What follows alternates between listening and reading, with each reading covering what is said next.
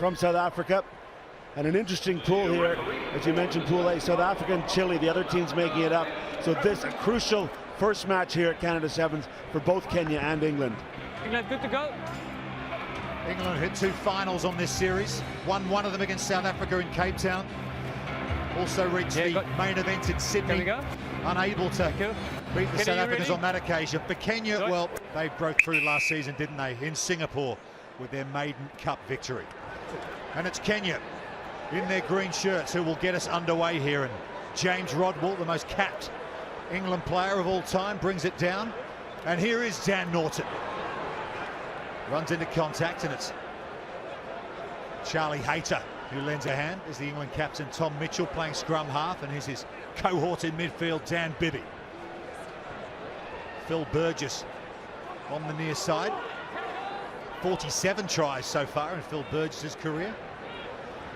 And England, they played with a lot of width on the series this year, and they will probe this Kenyan defence and look for an opening. Norton once more, back to Mitchell. Richard de Carpentier, the man they call Chippy for obvious reasons, try scorer in that Cape Town final, wearing the blue headgear. Here's Norton again. Norton looks for the opening, can't quite get through. And the penalty will come. Solid start for England. Over there. Yeah, the Kenyans not releasing at the tackle. This is what they want to do. They're not breaking anything up yet. They're not finding any holes, but they're stretching the Kenyans. And when you got that man with his pace, once these defenders get tired and get pulled out of position, that's when the opportunities come.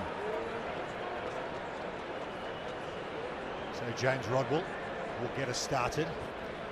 Back to his captain, Tom Mitchell. Picked up a few grazes on the Las Vegas service, did Mitchell, so he's been nursing those all week, and here he comes on the near side to Hayter. Hayter to Norton. Checks inside. Slightly over the head of Dan Bibby there, but no harm done. This Bibby-Mitchell combination really has been potent for England. And also Team GB in the Rio Olympics last year, of course. Team GB picking up the silver medal. A wonderful achievement for them. And here's James Rodwell over on the far side. Burgess, as he so often does, doing the hard work to make sure they keep the ball at the breakdown. All England so far with possession. Here's Hayter. Very patient stuff from England so far. Nothing patient about the England Six Nations team earlier today. Picked up a 61-21 win over Scotland at Twickenham. On course for the Grand Slam in Dublin next weekend.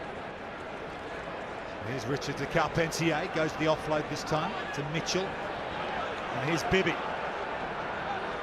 Norton once more. Norton steps inside, but just loses his footing. Hayter at first receiver. Here's Mitchell in midfield. Tom Mitchell back to Hayter. Hayter then flicks it out the back, but that one's gone to deck. Burgess, his first to it, but no, it's a penalty to Kenya. He did well to pounce on it, but he was isolated. So total domination. All the passes in this match completed by England so far, but nothing to show for it. It looked like the Kenyans were spread up and they could have found a hole, but not to be. And now the Kenyans taking a bit of a breather as they've been awarded this penalty. Can't blame them.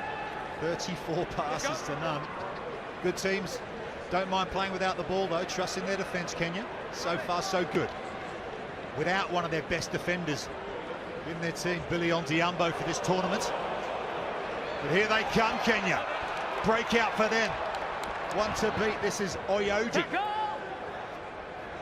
Oscar Oyodi sets up the ruck. Their first foray into England's half, and here's the big man, William Bucker, their top try scorer this season. They soaked up all that pressure to Kenya, and they've struck the first chance they get. Yeah, you mentioned England happy to play with which. Well, Kenya happy to be very direct, running hard. Look at those white jerseys attract, and then this change of angle was brilliant. And Baka just stepping inside the white jerseys. So with only 3 passes completed, Kenya on the board. England 34 completed, not on the board. Good show and go, and look at that, the late ball. England had turned their shoulders, and that was the hole in the white defensive wall. Yeah, lovely hands from Eden Aguero. He's a fly half, the number 7 in the 15-a-side game, and he showed all his playmaking ability there. And a successful conversion as well from Aguero. So a Good start from Kenya. Just what they wanted here. Hasn't gone all their way this series. They've had a 13th place finish, 8th place, 9th place, 15th in Sydney, 9th last week. They won the Challenge Trophy, beating Samoa. They'll be looking to make the cup draw on finals day here in Vancouver. Good take at the restart from James Rodwell. As they try and use the width once more, England. Dan Norton, back to Mitchell, here's Bibby. Bibby to Burgess. Rodwell again, chance to stretch the legs. Tries to get inside Ajira, but William Bucker, the try scorer, comes to lend a hand. And look at England, they really do try and use every inch of this BC Place field here. It is Norton, tries to go on the outside, but that's a very good tackle from OU. Get back. But England keep the ball. Here's Mitchell, down by 7 England. 1 minute 30 to go. Bibby goes to chip and chase. Will it sit up for him? Oh, not quite. Just goes forward from the hands. It was definitely on for Bibby. Just didn't get the bounce he needed. It's like Dan Bibby had enough from going side to side. He put it in behind. He found the space just a little too much off this artificial turf here. Had he been able to gather that ball, he's in good shape, but couldn't get a second grab at it. It bounces very high, doesn't it, on this artificial surface? Yeah, well, a little bit more. Obviously, we've got a roof covered here, so no moisture or anything in the air. But fast surface, and that one just kicked too high for Bibby. On the hooker, please. It's a retractable roof. Wait for the ball. Very useful last year. There was a torrential downpour Crouch. here in March. A little bit of winter still hanging around as these players arrived from Vegas this week. Yeah, we've had all weather here this week, haven't we? 4 seasons. It's been snowing, the sun's been out. But here come Kenya in their own 22. Up by 7.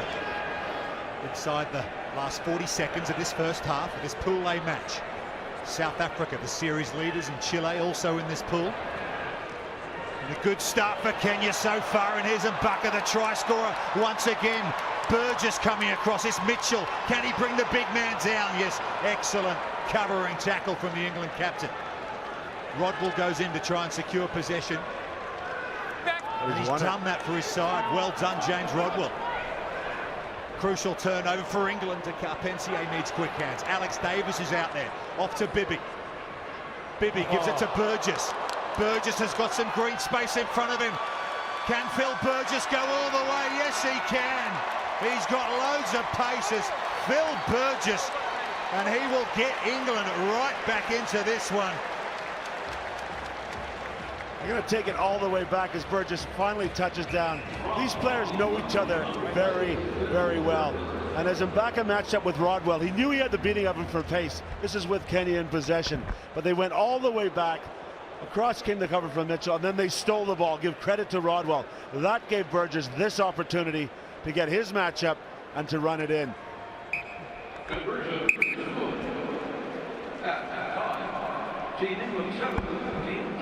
Easiest conversions for Tom Mitchell. So we are all tied up here in this Pool A match. Let's have another look at it. He had the space in front of him. He had to put the hammer down, and he had what he needed under the tank. Yeah, Dan Bibby just getting that pass away into space. And I tell you what, Coach Simon Emma will be very relieved to be tied up at the half.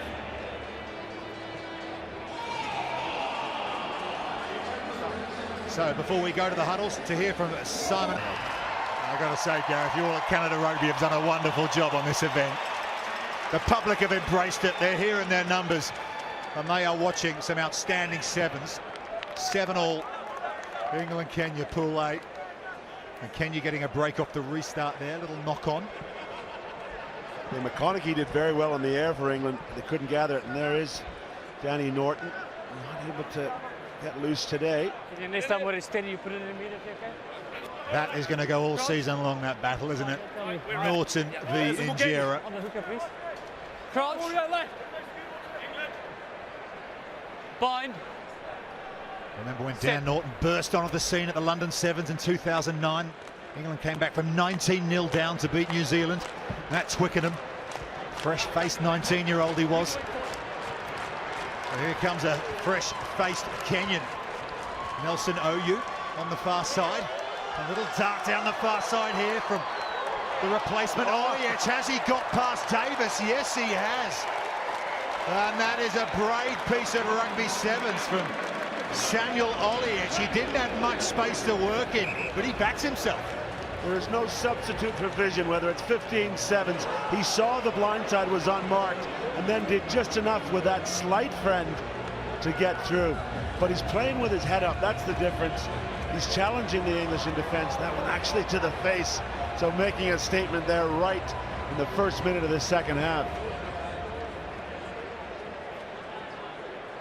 Oliech says in your face to Alex Davis. And Kenya are back in front. Conversion from the sideline. Has it got there? You betcha. Big time play at the top of the second half here from Kenya. Crucial conversion.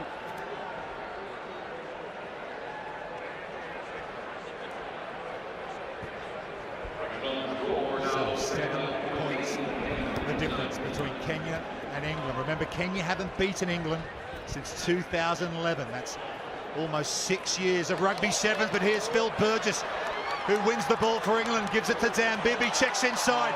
Now it's a foot race. Can he get there, Bibby? Stretches the legs, but what a tackle from Nelson Oyu to bring down Bibby. Chance not gone for England. Burgess steals a couple of meters. Bibby digs it out, but the lazy runner is William Bucker. And I think the referee, Ben Krause, is going to his pocket. Yes, he has. And he's given the penalty try.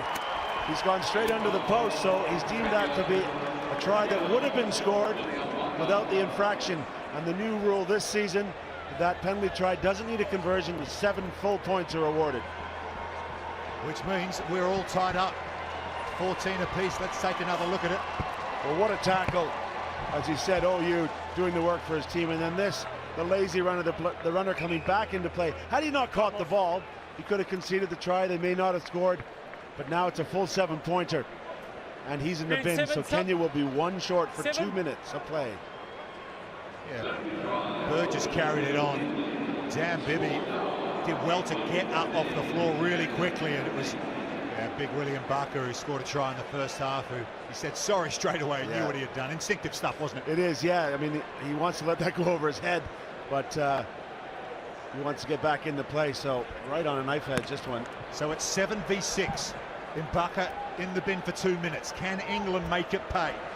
14 all in this pool A match. Here's Norton. He'll fancy his chances with the man advantage here. Bibby set up the penalty try. Cross there to Rodwell, and on the wraparound is Alex Davis. Can he get past Injera? Excellent tackle from Collins Injera, but here comes another decision for England. Bibby will go quickly to Burgess. Mitchell in midfield. No, the referee wants him to come back and take it on the spot. Not over there. Yeah, and Injera's tackle was actually deemed to be high. It was above the shoulders, and the referee needs to award the mark. Let's see, his swinging arm comes in. Yeah, he's just over the shoulder. That's been called this season on the HSBC World Series. So consistent play, good call from Ben Krause. Yeah, calling it the seat belt tackle, that one. The hand over the shoulder, no longer allowed in rugby. Immediate penalty. Here's Mitchell. Slightly high pass there to Davis, but Norton's got a chance here. Can Norton get away? Can Norton get away? You bet he can. And Dan Norton picks up try number 238. He's 4 closer to Collins Injera. Within 4, and England are back in front. That's not a great pass from Tom Mitchell, but it creates some confusion in the Kenyan defense. And Oyu, who's just run down Bibby, couldn't do the same to Norton. Well, it's that man advantage, isn't it? So crucial in sevens. It's hard enough defending 7 on 7, let alone with someone in the bin. 5-point lead for England. Crucial kick this from Tom Mitchell, and he makes no mistake whatsoever. Round of applause from the try scorer. That's why he's top of the table, Tom Mitchell, in kicking, and that's why Dan Norton is giving Injera a run for top of the table try scoring. There wasn't a lot of space there. He just stepped outside Oyu and gassed him. Gassed him all right. Tom Mitchell goes the far side. James Rodwell artfully brings it down like he so often does at the restart for England. Here's Rory McConaughey. to Norton again. And Dan Norton pick up another try. Back to McConaughey, scored the winner in Cape Town. Mitchell goes the kick past the Bibby. Still a chance for England. Here's Rodwell now.